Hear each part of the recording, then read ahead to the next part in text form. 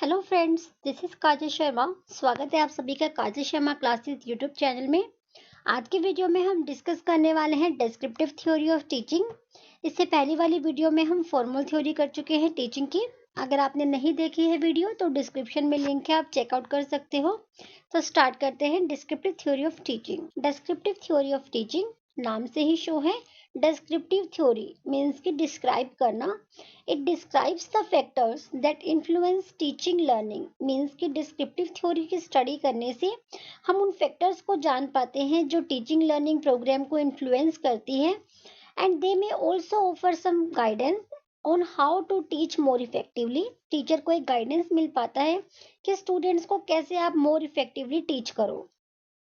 यहाँ पर कुछ एग्जांपल्स दिए हैं। डिस्क्रिप्टिव थ्योरी के टू टाइप्स होते हैं। फर्स्ट है जिसमें theories of instruction and second है प्रिस्क्रिप्टिव थ्योरी ऑफ टीचिंग। यानी डिस्क्रिप्टिव थ्योरी के टू टाइप्स होते हैं। एंड आप फर्स्ट टाइप देखते हो थ्योरीज ऑफ इंस्ट्रक्शन। इसके भी आगे तीन सब पार्ट हैं जिसको हम वन बाय वन डिस्कस करेंगे एंड देन हम सेकंड थ्योरी डिस्कस करेंगे। फर्स्ट थ्योरी है थ्योरी ऑफ इंस्ट्रक्शन की। Gagne's hierarchical theory of instruction. Gagne का पदानुक्रमित सिद्धांत। Robert M. Gainey, 1970, provided a theory of instruction based upon his own ideas about types and conditioning of learning. Means कि जो गैने थे उन्होंने theory दी थी। उनके अकॉर्डिंग जो स्टूडेंट्स है कंडीशनिंग से सीखते हैं। कंडीशनिंग मीन्स आप कुछ कंडीशन बोल सकते हो लर्निंग की जिनमें स्टूडेंट लर्निंग कर पाते हैं। उन्होंने 8 टाइप्स की लर्निंग बताई थी कि लर्निंग 8 टाइप्स की होती है। फर्स्ट है सिग्नल लर्निंग। सिग्नल मीन्स के स्टूडेंट सिग्नल से भी लर्निंग करते हैं। लाइक जब टीचर स्टूडेंट को कोई भी इंस्ट्रक्शन प्रोवाइड करते हैं, that is called signal learning. Second है stimulus response learning. Stimulus response हम काफी वीडियोस में डिस्कस कर चुके हैं। स्टिमुलस का मीन्स होता है जब टीचर कोई भी आपको स्टिमुलस दे या फिर कुछ भी ऐसी एक्टिविटी करे जिससे स्टूडेंट के बिहेवियर में चेंज हो। यानी अगर टीचर स्टिमुलस देता है तो स्टूडेंट उसमें रिस्पॉन्स देते हैं। लाइक अगर टीचर ने आपको कहा कि चुप हो जाओ, यानी टीचर ने बोल के स्टिमुलस दिया कि चुप हो जाओ, तो स्टूडेंट ने क्या रिस्पॉन्स किया? चुप हो गए। तो that is stimulus response learning. Next है चेनिंग। चेनिंग का मीन्स क्या होता है? कनेक्ट करके पढ़ना। लाइक कनेक्शंस होते हैं, एक टॉपिक को दूसरे से जोड़ना, तो यहाँ पर इसे चेनिंग लर्निंग कहेंगे। नेक्स्ट है verbal association. Verbal association means जब आप चेन लर्निंग करते हो तो कई बार आप क्या करते हो, उसका रिवीजन करते हो या फिर शब्दों का एक कनेक्शन करके आप उसको लर्न करते हो, तो ये वर्बल एसोसिएशन है। नेक्स्ट है मल्टीपल डिस्क्रिमिनेशन। डिस्क्रिमिनेशन का मतलब होता है डिफाइन करना, डिफरेंशिएट करना। हम भेदभाव भी जिसे हिंदी में बोलते हैं। यानी जब हम स्टडी करते हैं तो कई बार हम डिस्क्रिमिनेट करके पढ़ते हैं कि ये चीज इस टॉपिक से अलग है, तो हमें कैसे उसमें रिस्पॉन्स करना है, कैसे उसको लर्न करना है। नेक्स्ट है कॉन्सेप्ट लर्निंग। आप जब कॉन्सेप्ट लर्निंग करते हो, कॉन्सेप्ट का रिस्पॉन्स करते हो। नेक्स्ट है rule learning. Learning of a chain और टू मोर कॉन्सेप्ट। जब आप चेन के थ्रू कुछ कॉन्सेप्ट क्लियर करने की ट्राई करते हो तो वहां पर कुछ रूल्स होते हैं।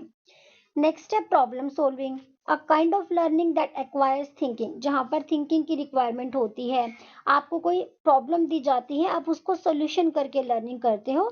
उस प्रॉब्लम सोल्व करके भी आप कुछ ना कुछ लर्न करते हो, तो यहाँ पर उसे प्रॉब्लम लर्निंग कहेंगे।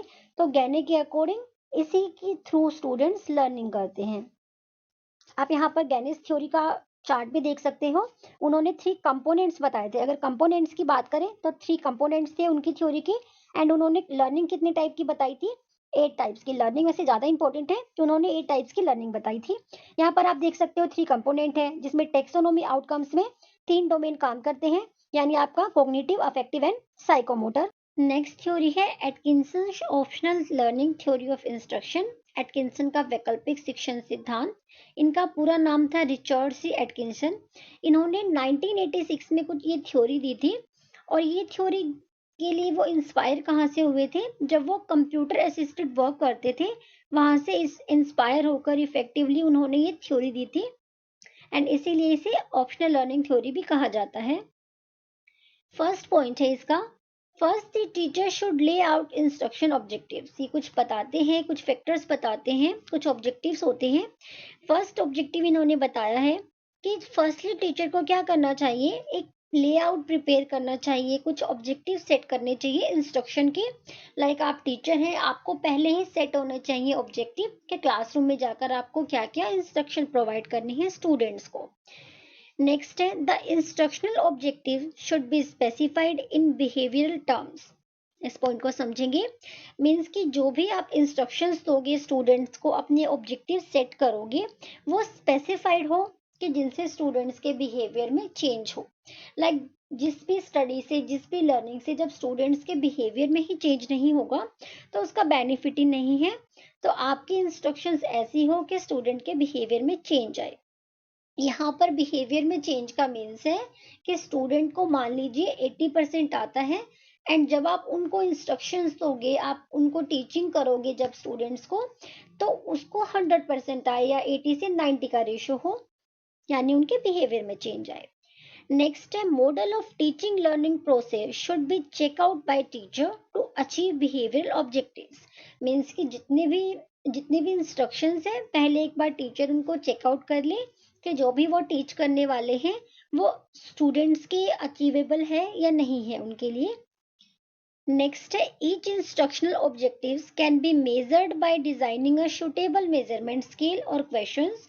यानी जब टीचर स्टूडेंट्स को इंस्ट्रक्शन प्रोवाइड करते हैं, ऑब्जेक्टिव सेट करते हैं, तो वो एक मेजरमेंट भी प्रिपेयर करें कि जब हम स्टूडेंट्स को ये इंस्ट्रक्शंस देंगे एंड हम उसका इवैल्यूएशन कैसे करेंगे या मेजरमेंट कैसे करेंगे, किस तरह के क्वेश्चन पूछ के उनका मेजरमेंट करेंगे, यानी स्टूडेंट को इवैल्यूएट करेंगे। तो ये थी एटकिंसंस की optional learning theory. Next theory है Bruner's cognitive development theory of instruction.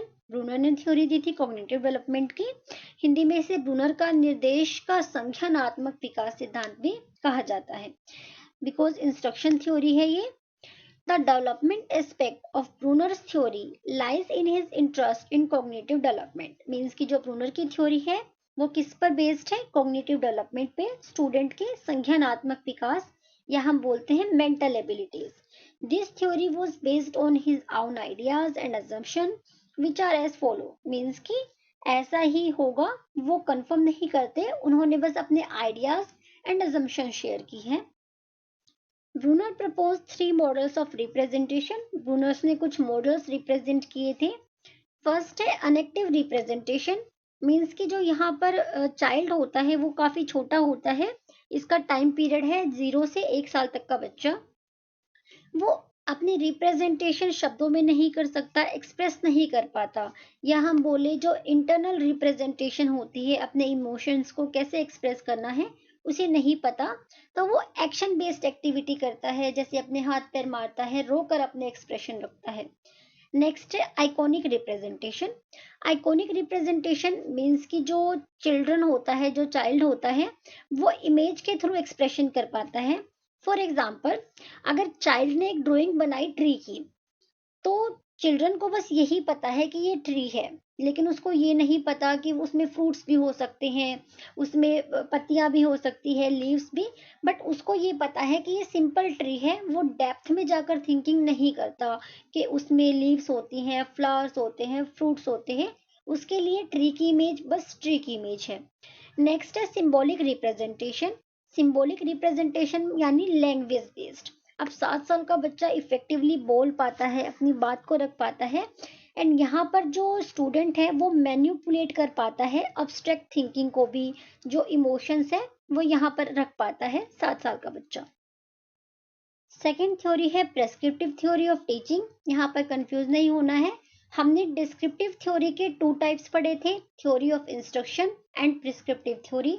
Theory of instruction की 3 सब थ्योरीज थी जो हम डिस्कस कर चुके हैं। अब हम सेकेंड थ्योरी पर हैं। E. Stones and S. Morris have attempted to explain the nature of teaching with the help of variables.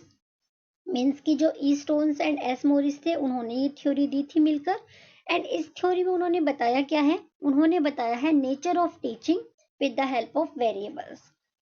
तो नेचर समझने के लिए सबसे पहले हमें पता हो कि वेरिएबल्स होते क्या हैं। 3 तरह के वेरिएबल्स होते हैं टीचिंग में। फर्स्ट होता है इंडिपेंडेंट वेरिएबल, यानी teacher.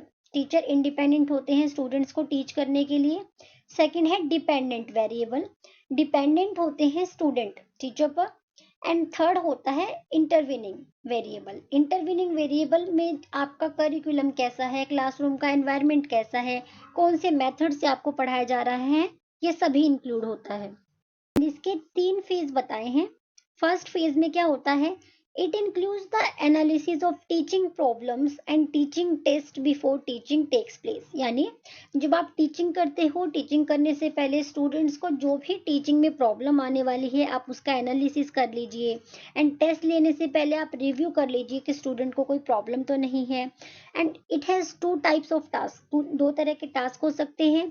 One is the analysis of teaching content, सबसे पहले आप अपने कंटेंट का एनालिसिस कर लीजिए।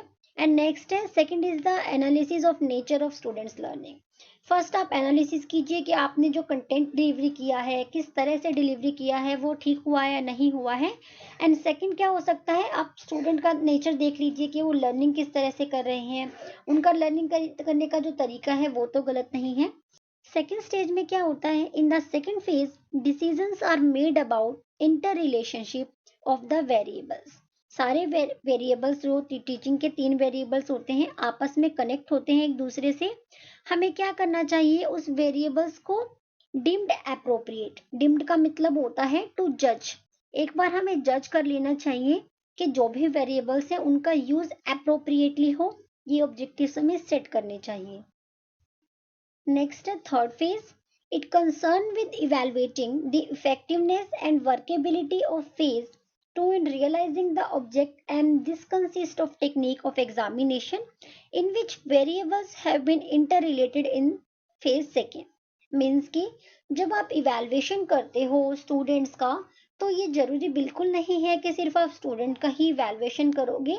इसलिए यहाँ पर वेरिएबल्स की बात की है, बिकॉज वेरिएबल में टीचर भी इंक्लूड है, स्टूडेंट भी, एंड आपका एनवायरनमेंट कैसा है, कौन से मेथड्स का आप टीचर को पढ़ाने के लिए यूज करते हो, सभी इंक्लूड होता है। तो इवैल्यूएशन भी आप तीनों वेरिएबल्स का ही करें। यही था इस थ्योरी में। वीडियो इंफॉर्मेटिव लगी हो तो लाइक शेयर एंड सब्सक्राइब। मिलते हैं नेक्स्ट वीडियो में।